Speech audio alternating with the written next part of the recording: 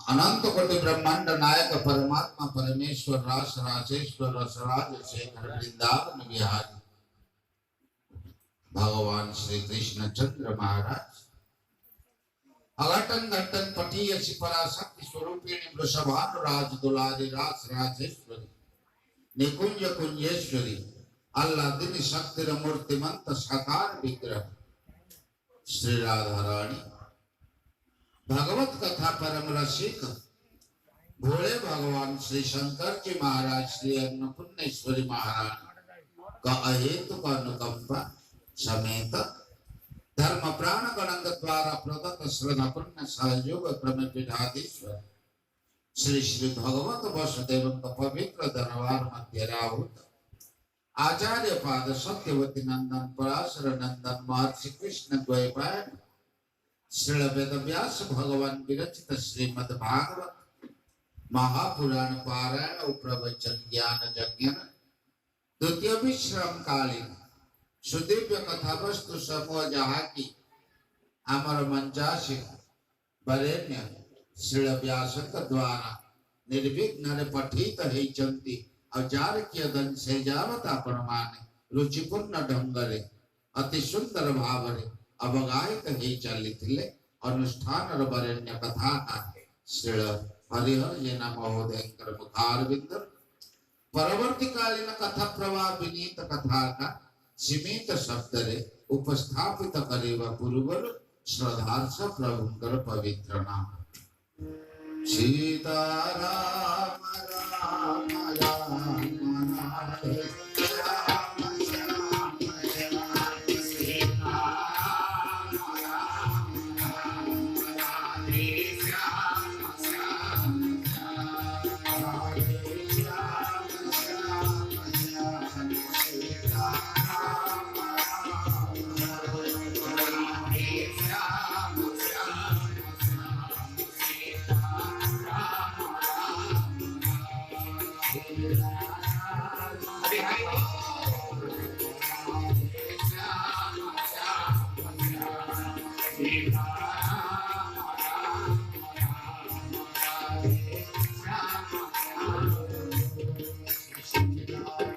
भगवान की श्री आनंद कंद भगवान की प्रजाधीश्वर भगवान की श्री वैदिक सनातन धर्म की श्रीमद् भागवत महापुराण की श्री सद्गुरुदेव भगवान की चराचर संसार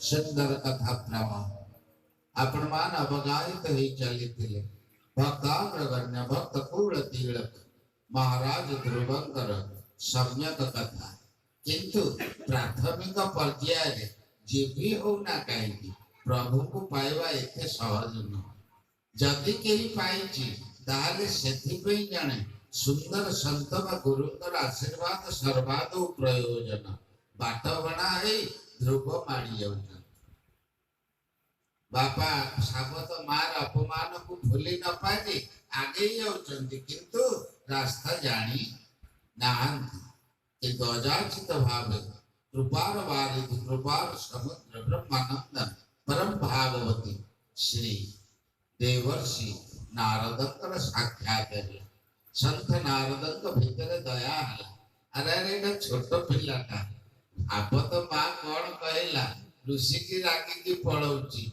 आउ ता निज माँ जी सुनीति से भी कौन बुझिला पिलाटा को भी निर्विवाद रे हसी हसी जंगल को छाड़ी देला हाँ हौ बाट बणाटा को बाट देखेबा तो मोर काम देवमुनि देवर्षि नारद अचानक जंगल रो मध्य भाग रे प्रकट हले कहले रे छुआ ना प्रभु कुआड जाऊ माँ कहे मो विष्णु को देखा जाऊँ ठिकना जानी ना नाई से सब ठिकना मु जानी ना अरे ताक ठिकना कहीं भी पाइना आ तू जाऊ छोटिया पिलाटा किछि जानिनु अंध भाव माड़ी जाऊँ केमिति कौन तू पाइबू ना मु कोठी खोजिबी तमे जानिछ बाबा जी ना हम जानिछि तेबे तू सिना खोजी पाइला हबो छुआ जाऊँ जदि टिकिए काना खम्बायुमग्नि सलिलमहिंच ज्योतिषि सत्त्वानि दिशोद्रुमानि चारित् समुद्रास्तथले शरीरं जगति च भूतं प्रमेदनानां चारित् समुद्रास्तथले शरीरं जगति च भूतं देवमुनि देवर्षि नारद अजाचित कृपा गला संत कूल भूषणंकर कलारे ठाकुर कोठी नांती खम खम बोलते आकाश ऊपर भी अचन वायु पवन जी अदृश्य भावे प्रचारित हुए सबु समय रे सेथिरे भी अछति अग्नि उत्ताप ताप सेथिरे भी प्रभु विद्यमान सलिलम महिंच सलिल बोलते जल ध्रुव छुआ जो पानी देखुचु से प्रकारांतर जीवन हेले भी प्रभु सेठी विद्यमान पानी अन्य नाम नीर प्रभुकर आकारटा सेही परि एथिबार ताकु भी केही कहे निराकार कण कहती निराकार निराकार महिंच जो पृथ्वी बासिंदा तू जो मां माटी बसुमती ऊपर पाद दे चालुचु अळी अंदळी सब किछि जिए तोर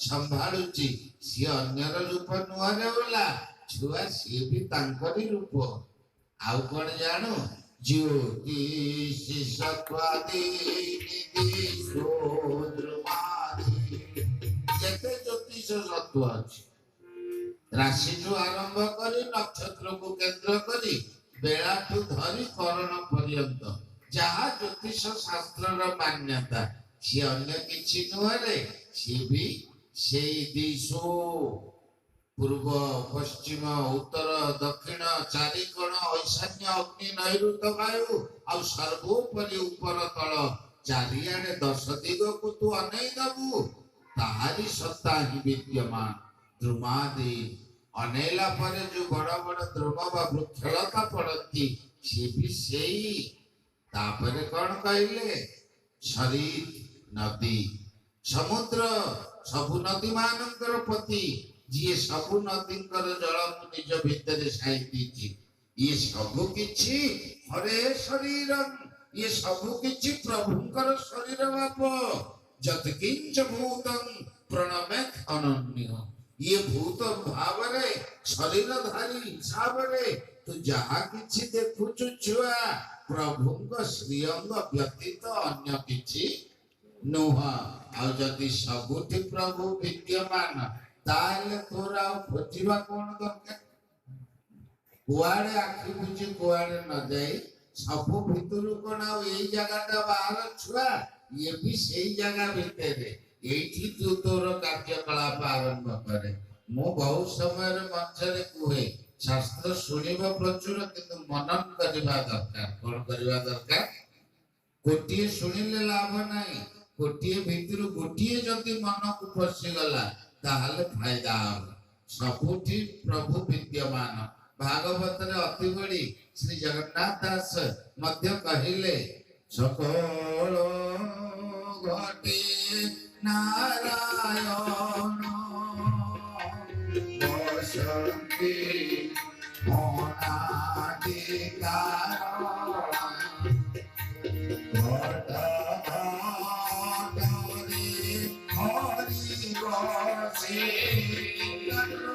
समस्त घटने विद्यमान श्रीमन्नारायण या नारद ध्रुव को कही जदि सबुटी विद्यमान सबुटी तो ठाकुर अछंती जने लोक कार्तिक मासटा जाका आंश छाड़ी छाड़ती मध्य धर्म मास किंतु अपेक्षा छाड़ा खाई केबे हो पूर्णमी पळेला जहा सतसंग पुराण पुराण जहा चलतिला भी बंद हलानी डाबा डालिया धारी से लोक बिला आसी देखिला छोट छोट मुंडा टेकी उठु सुंदी उठु कहला सुजोग छाड़ला अन्य माछ खाइले रोग हबा आंध्रा माछरे केमिकल मिसौछु ଇଏ ପିଓର ମାଛ, ଏଥିରେ ରୋଗ ନାହିଁ, ଦେଶୀ ମାଲ।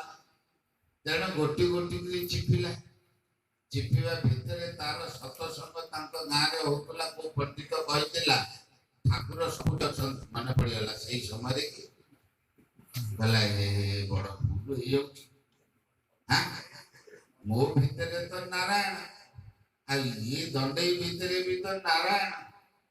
ମୁଁ ନାରାୟଣ ଦଣ୍ଡେଇକି ଚିପିଦେବି? ପୁଣି ଭାବିଲା ସିଏ ତ ଚିପିବା ପାଇଁ ହେଇଛି ଆଉ, ଭାବିକି ଗୋଟିଏ ଗୋଟିଏ ଚିପୁଛି, କିନ୍ତୁ ପଦୁଟିଏ ତାର ଜ୍ଞାନ ହେଇଛି ତ କହୁଛି। କହିଲା ଏଠି ମହାପ୍ରଭୁ ମୋର ଦୋଷ ନାହିଁ, ମୁଁ କିଏ ମାଇଲା ବାଲା? ନାରାୟଣ ନାରାୟଣଙ୍କୁ ମାଇ, ମାଛ ଦେହରେ ନାରାୟଣ, ମୋ ଦେହରେ ନାରାୟଣ। ତେଣୁ ମୁଁ ଯୋଉ ତାକୁ ମାରୁଛି ମୁଁ ମାରୁନି, ନାରାୟଣ ନାରାୟଣକୁ ମାଇଲେ ମୋର ଆଉ ଦୋଷ କଣ? ଚିପିକି ପୁରେଇଲାଣି ପୁଳାଟିଏ। ପ୍ରଭୁ ଦେଖିଲେ ଏମିତିଆ ଯଦି ସାଇଜିଆ ନାରାୟଣ ବାହାରିବ, ଅସାଇଜିଆକୁ ଚିପିଦେବ, ତାହା ମାନେ ଅସୁବିଧା ହବ।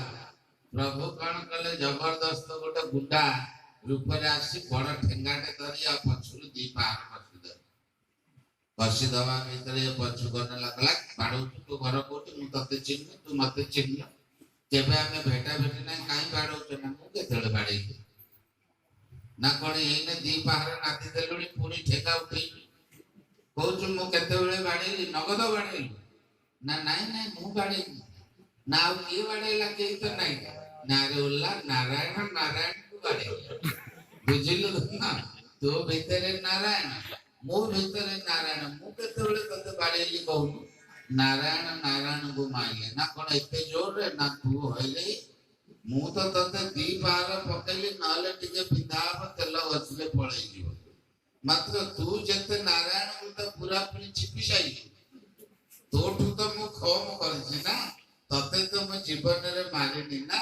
ତେଣୁ ମୋ କହିବା କଥା, ଶାସ୍ତ୍ର ଶୁଣିବାଟା ବେର୍ନ, ତାକୁ ମନନ କରିବାଟା ହଉଛି ଭିନ୍ନ। କିନ୍ତୁ ମହାରାଜ ଧ୍ରୁବଙ୍କର ଅଖଣ୍ଡ ବିଶ୍ୱାସ ଥିଲା ଦେବମୁନି ନାରଦଙ୍କ ବାଣୀରେ। ଯୋଉ ଅଖଣ୍ଡ ବିଶ୍ୱାସ ହିଁ ତାଙ୍କୁ ପ୍ରଭୁ ଦର୍ଶନ କରେଇ ଦେଲା, କୁଆଡେ ଆଉ ଯାଇନାହାନ୍ତି। ଗୁରୁଙ୍କ ଆଦେଶକୁ ପ୍ରତିପାଳନ କରି ସେଇଠି ମହାରାଜ ଧ୍ରୁବ ପ୍ରଭୁଙ୍କର କୃପା ପାତ୍ର ହେଇଗଲେ। ସେଇଠି ଶ୍ରୀମାନ ନାରାୟଣଙ୍କର ଦର୍ଶନ ମଧ୍ୟ ହେଇଗଲା। ଏମିତି ଅନେକ ଭକ୍ତ ବିଭିନ୍ନ ରୂପରେ ପ୍ରଭୁଙ୍କୁ ଦର୍ଶନ କରିଛନ୍ତି। ଥରେ ଜଣେ ଭକ୍ତ ରୁଟିରେ ଘିଅ ଲଗେଇବେ ବୋଲି ରୁଟି ସେକୁଛନ୍ତି, ଗୋଟେ କଳା କୁକୁର ଆସି ରୁଟି ତକ ନେଇଗଲା। ଆମେ ଏଇଥିରେ ତ ଠେଙ୍ଗା ଧରି ଗୋଡାନ୍ତି, କିନ୍ତୁ ସିଏ ଏଭଳି ଭକ୍ତି ରଙ୍ଗରେ ରଙ୍ଗାଇతే ସେ ଭକ୍ତ ରୁଟି ନେଇକି କୁକୁର ଯାଉଛି, ଘିଅ ଗିନାଟି ଧରି ପଛରେ ଗୋଡଉଛି। କହୁଛନ୍ତି ବାପ ତୁ ତ ରୁଟି ନେଲୁ, ଆଉ ଖାଲି ଘିଅ କଣ ହବ? ତେଣୁ ଯଦି ରୁଟି ନେଲୁ, ମୁଁ ତ ରୁଟିରେ ଘିଅ ଲଗେଇ ଖାଇଥାନ୍ତି, ତୁ କାହିଁ କୁକୁରା ଖାଇବୁ? ନିଅ ପ୍ରଭୁ, ଘିଅ ଆଣିଛି, ରୁଟିରେ ମିଶେଇକି ଖା।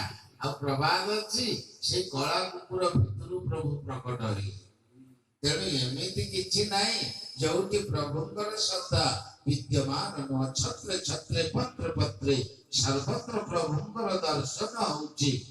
ଜାଣିବ ବିଷ୍ଣୁଙ୍କର ଦର୍ଶନ, ତେଣୁ ପ୍ରଭୁ ହେଲେ ସର୍ବବ୍ୟାପକ। ଏ ସମସ୍ତ ସଂସାର ତାଙ୍କରି ମାୟା ଦ୍ୱାରା ଗଠିତ।